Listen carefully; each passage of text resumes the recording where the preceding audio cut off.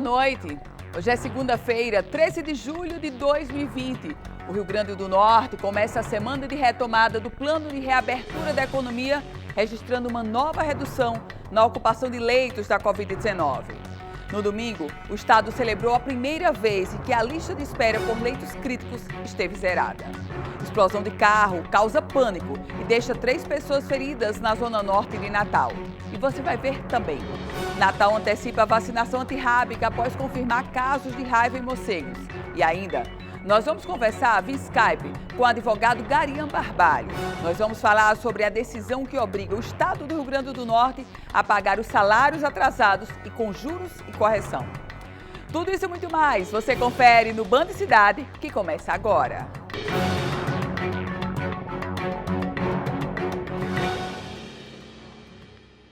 A explosão de um carro nesse final de semana gerou pânico e susto a trabalhadores e consumidores de um posto de gasolina localizado na zona norte de Natal.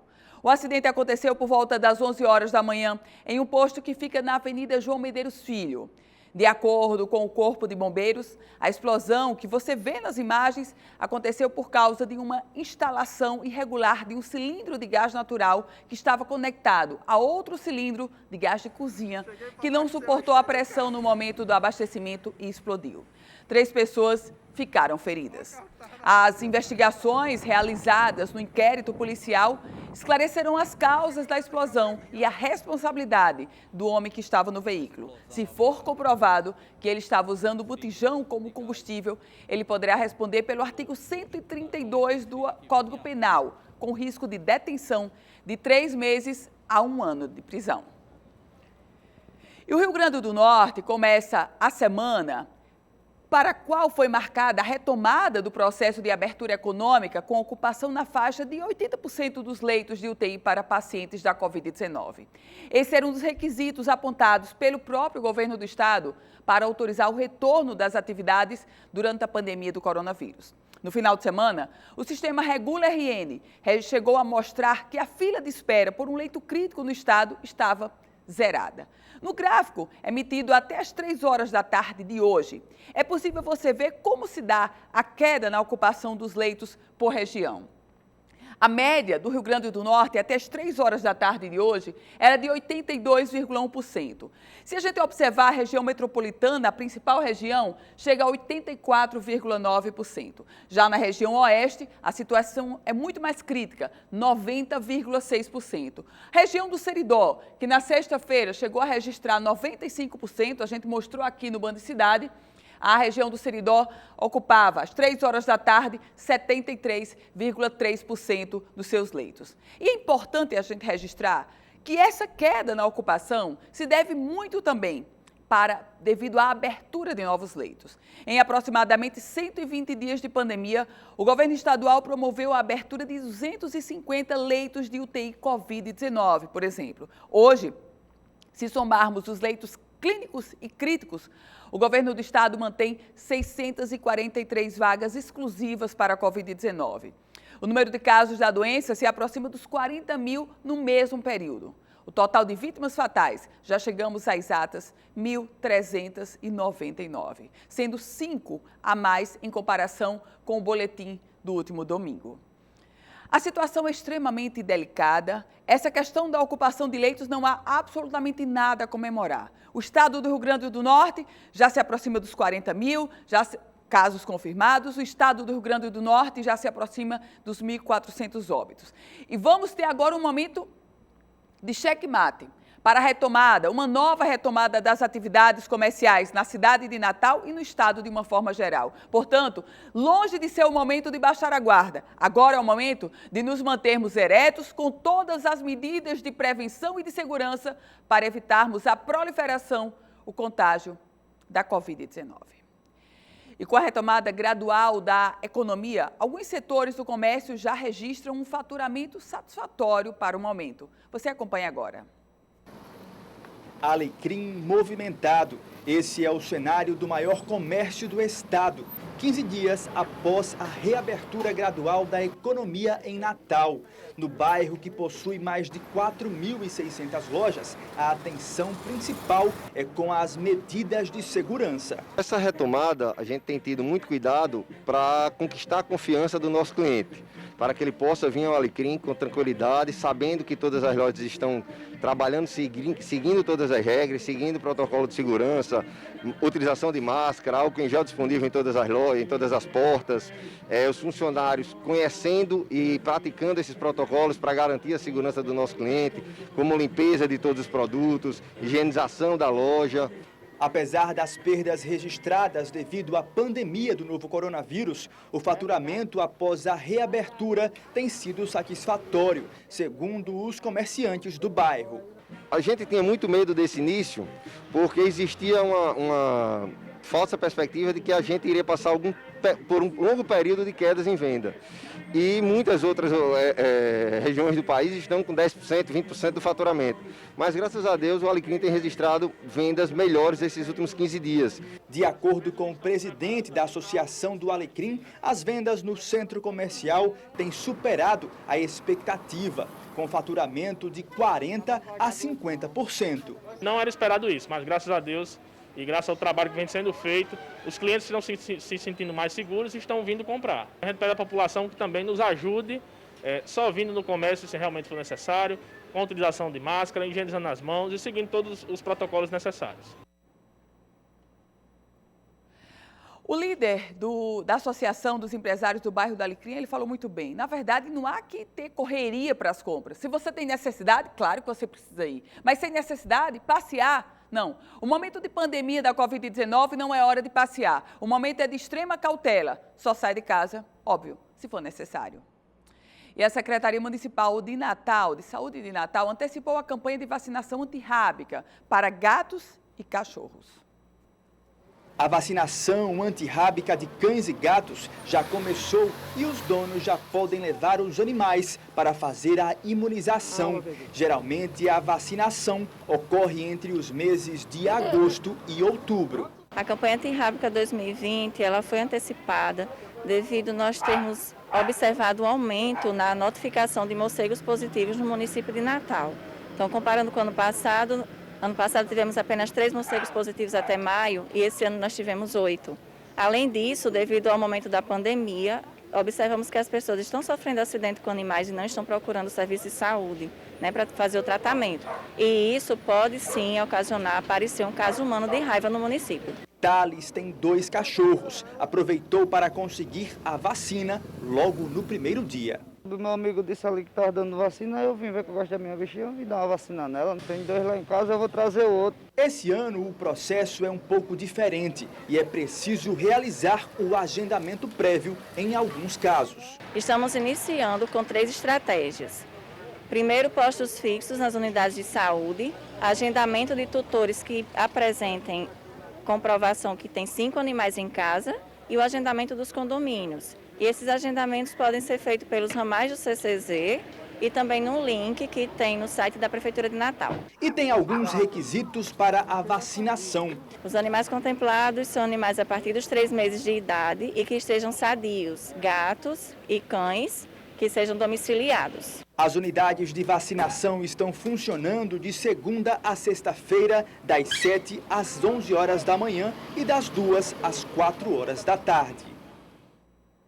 Em processo de devolução à União para ser relicitado, o Aeroporto Internacional Governador Aloysio Alves, no município de São Gonçalo do Amarante, acumula prejuízos na ordem de 895 milhões e 400 mil reais. O valor consta no balanço da administração 2019 de Natal, publicado pela Inframérica, a administradora do terminal rodoviário, em junho, agora no mês passado. De 2017 para 2019, os prejuízos acumulados pela empresa cresceram 42,9%, saltando de 626 milhões e 600 mil reais para os atuais 895 milhões e 400 mil reais. E aí eu pergunto para você, quem é que vai querer participar dessa relicitação do Aeroporto Internacional de São Gonçalo do Amarante. Algumas informações parecem consenso. Primeiro, aquele terminal foi superdimensionado, tanto assim que o volume de passageiros lá de 2019 foi muito semelhante ao volume de passageiros do antigo aeroporto Augusto Severo em Parnamirim. Ele foi superdimensionado. A Inframérica foi o prejuízo para a Inframérica, tanto assim que ela está devolvendo. E aí você pode dizer, mas está devolvendo, esse prejuízo foi maior devido à pandemia. Não. Observe que esse balanço administrativo é referente ao ano de 2019. Portanto, os gravíssimos reflexos econômicos referentes à pandemia da Covid-19 ainda não estão nesse prejuízo de quase 900 milhões de reais. E nós vamos agora a Brasília conferir as notícias do dia no Congresso Nacional. Quem chega para participar, trazendo todas as informações, é Napoleão de Castro. Muito boa noite para você, Napoleão. Alô, amigos do Band Cidade. Nesta segunda-feira, meu abraço. Voltando com as informações e a cobertura dos principais acontecimentos em Brasília. Semana no Congresso Nacional será marcada pela pauta de projetos que busca a garantia e a ampliação das oportunidades de emprego após a pandemia. Há uma preocupação evidente do governo federal e também do próprio Congresso em relação aos mais de 13 milhões de desempregados nesse momento no país e aqueles que estão em atividades informais sem sequer conseguirem continuar com as suas atividades comerciais. E há uma reação em nível de Congresso em cima das declarações do ministro da Fazenda, Paulo Guedes, em relação a privatizações.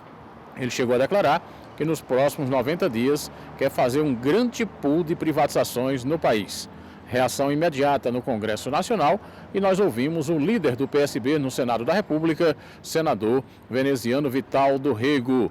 Ele externou o sentimento que hoje reina no Congresso. O ministro Paulo Guedes, nos últimos dias, disse que iria, num período curto de 90 dias, fazer a privatização de empresas importantes do governo federal. E por que chama-nos a atenção? Porque esse propósito de vendas, esse propósito de aniquilamento das funções sociais que são representadas e executadas pelas empresas públicas tem prejudicado tremendamente aos cidadãos e cidadãs brasileiros. Se nós, que ainda não estamos em Brasília, para que, por meio das nossas presenças, façamos esse debate e que, ainda nos mantendo remotamente, somos levados a um debate, limitando-nos a fazê-lo da forma ideal, isso suscitaria um prejuízo enorme para toda a população brasileira. Então a gente tem que se insurgir, mostrando o nosso inconformismo com essa disposição que o ministro Paulo Guedes e que o governo que ele representa tem claramente, indisfarçavelmente, de vender as empresas, principalmente aquelas que são eficientes e que atendem de forma positiva a função social que exercem. Líder do PSB no Senado, senador veneziano Vital do Rego, em entrevista ao Band Cidade.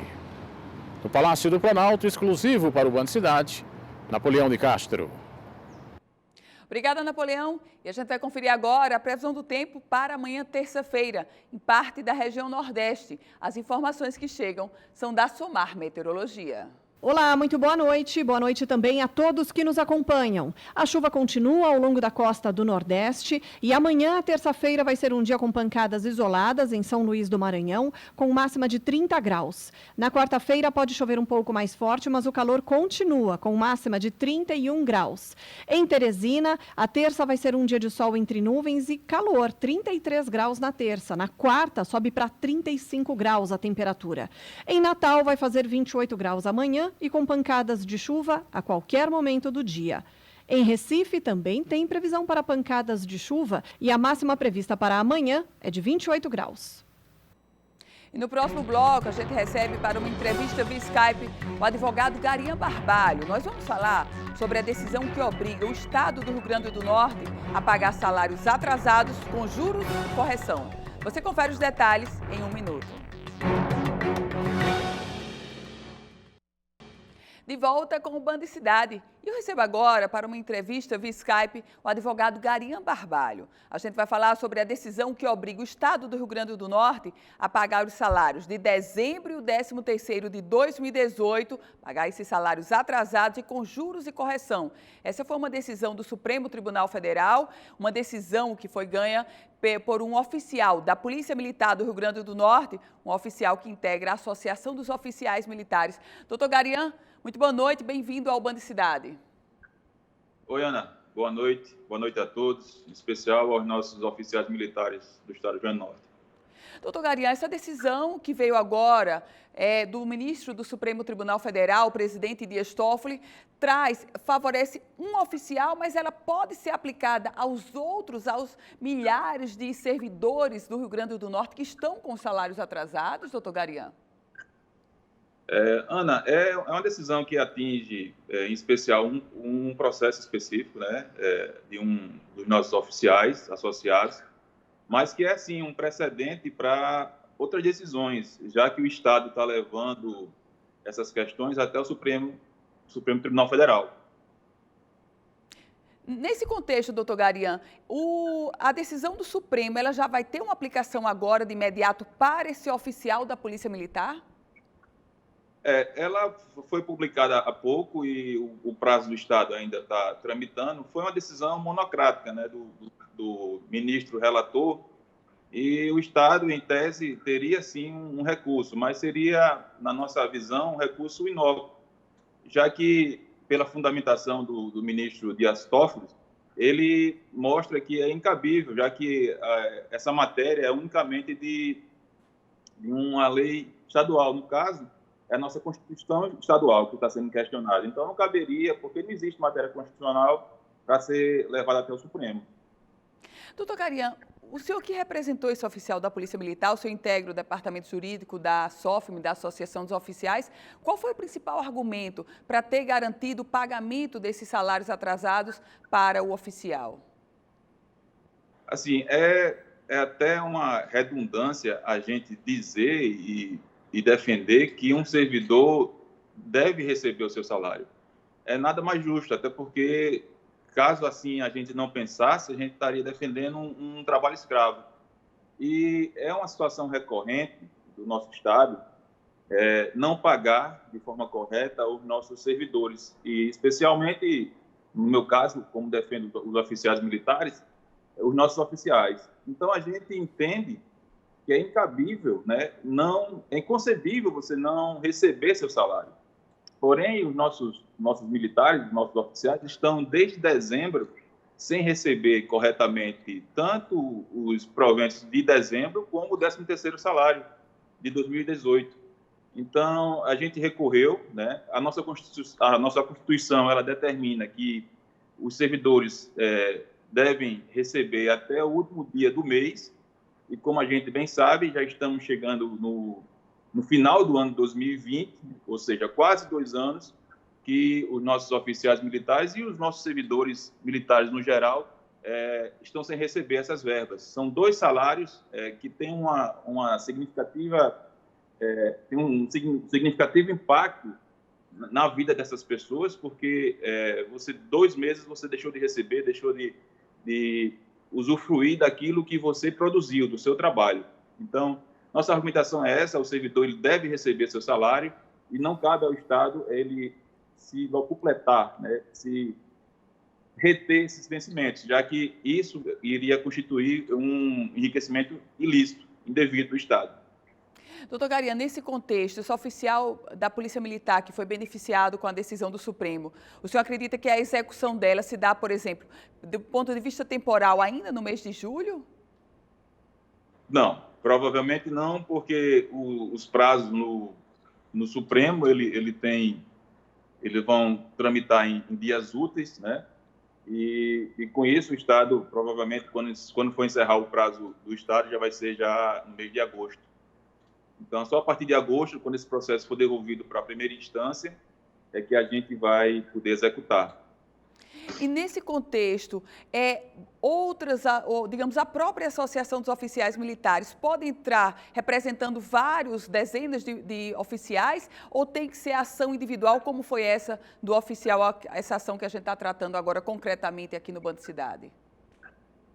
Olha, Ana, assim, a gente já, desde a época que a gente percebeu, porque, na verdade, vou fazer aqui um histórico, uma retrospectiva. Se você bem recorda, em 2017, o Estado também deixou de pagar o 13º dos seus servidores. Só vindo a concretizar esse pagamento em dezembro de 2018. Então, em dezembro de 2018, como ele não pagou, né, corretamente o 13º e o salário de dezembro, no mês de janeiro já a gente se organizou e, percebendo que iria se perpetuar esse calote, a gente ingressou com ação coletiva, sim, mas ela não teve uma receptividade que a gente esperava, e, em comum acordo com a presidência da associação, a gente entendeu que seria mais viável o ingresso de ações individuais, porque, como o universo de oficiais associados é considerável hoje, então a ação coletiva iria trazer um certo tumulto processual. E, nesse sentido, a gente entendeu que seria mais benéfico, mais célere para o associado se fosse ingressado com ações individuais. Tanto é que nós estamos, né, digamos assim, há 1 mês e meio, mais ou menos, do atraso, né, considerando dezembro de 2018, e essa ação desse oficial especificamente já chegou ao Supremo, ou seja, na última instância possível. E temos já alguns associados que já receberam essas verbas. Uma outra situação que o Estado não recorreu, que, como são processos individuais, uns processos ele recorre, outros não. Teve processos que ele não recorreu e a gente já chegou na fase de execução e o nosso associado já chegou a receber esses vencimentos. Doutor Garian, o senhor acredita que essa deve ser uma tendência, inclusive, de outros servidores do governo do Estado, não necessariamente oficiais? Quer dizer, a argumentação com a aval, inclusive, do Supremo parece muito forte, não é, doutor Garian? Sim, Ana, a gente não consegue visualizar uma decisão judicial que seja no sentido contrário. Um juiz ou um desembargador ou um ministro decidindo que um servidor não deve receber seus vencimentos. Então, muitos servidores não ingressaram ainda, acredito que esperando que o Estado faça esse pagamento voluntário, o que entendemos que não vai acontecer, principalmente considerando essa situação caótica financeira do Estado, bem como o histórico dele de não se mostrar disposto a fazer esse pagamento voluntariamente. A situação de dezembro, que foi feita em dezembro de 2017, né, onde ele não pagou o 13º daquele ano, pagando só 1 ano após, a gente acredita que não vai se repetir. Então, aquele servidor que tem desejo, né, que deve correr atrás dos seus vencimentos não pagos, infelizmente vai precisar sim ingressar na Justiça. Doutor Garian Barbalho, advogado da Associação dos Oficiais Militares do Rio Grande do Norte, muito obrigado e uma boa noite para o senhor. Ana, boa noite, muito obrigado pela oportunidade, um abraço a todos, fique com Deus. Obrigada, boa noite. E o Band Cidade vai agora para um breve intervalo. A gente volta a se encontrar em 1 minuto, trazendo outras informações para você. De volta com o Band Cidade, e agora eu tenho um recado especial para você. Tenho uma notícia para vocês que nos enchem de alegria e esperança. O Sistema Apivida ajudou 10 mil vidas a vencerem a Covid-19. É uma vitória para comemorar com toda a alegria, porque para o Apivida, esse resultado significa muito mais do que um grande número. Representa oportunidade de celebrar a vida e de estar ao lado de quem você mais ama. São muitas e muitas famílias que podem continuar a escrever as suas histórias. É o pai que pode abraçar o filho, a neta que pode brincar com o avô, casais que se reencontram, enfim, uma felicidade só. E cada sorriso que eles dão é um motivo de alegria também para quem faz o Apivida. A todos os colaboradores que cumprem a missão de salvar vidas, fica aqui o agradecimento. Essa luta só pode ser vencida com o trabalho e a dedicação de vocês. E eu tenho a certeza que acontecerá ainda muitas outras vitórias. São 10 mil vidas recuperadas e cada uma delas representa muito para o Sistema Apivida, que trabalha todos os dias para que você tenha acesso à medicina de qualidade. E uma outra informação que eu trago aqui para a gente, nós mostramos na semana passada que o Rio Grande do Norte está ampliando o número de voos nesse momento de retomada da economia durante a pandemia da Covid-19. Mas você sabe o que mudou na hora de viajar de avião? A gente confere agora na matéria, na reportagem de Tiago Prudente. A pandemia atingiu em cheio o setor aéreo, queda de 90% nos voos. Mas a recuperação começou e com novos protocolos. E para mostrar esse novo normal no setor aéreo, a gente vai embarcar numa viagem de Campinas até Belo Horizonte. O check-in é feito preferencialmente pelo celular. O despacho da mala agora é no estilo faça você mesmo. O passageiro coloca o ticket impresso e a mala é despachada. Na sala de embarque, a tecnologia dá uma força. Uma projeção no chão simula os assentos na aeronave. Nem na hora de validar a passagem tem toque. Embarque feito, é hora de se acomodar e decolar. Na hora do serviço de bordo, álcool em gel em abundância. Os comissários têm o mínimo de contato possível com os passageiros. Até um compartimento novo a aeronave ganhou. Nele a gente tem todo o álcool em gel, né? Temos várias garrafinhas. E temos máscaras disponíveis. A máscara é de uso obrigatório. Tava mais preocupada? Tava. Mas tá super tranquilo, sim. Esse é considerado um voo curto, pouco mais de 50 minutos. Agora você deve estar se perguntando por que as pessoas estão sentadas uma do lado da outra, sem distanciamento. A explicação está nos filtros EPA da aeronave, que renovam o ar de 3 em 3 minutos e eliminam 99,99% dos vírus. O voo lotado é um sinal de retomada. A estimativa é que em agosto, 35% dos voos estejam em operação. E o Band Cidade vai ficando por aqui. A você uma ótima noite e boa semana. A gente volta a se encontrar amanhã.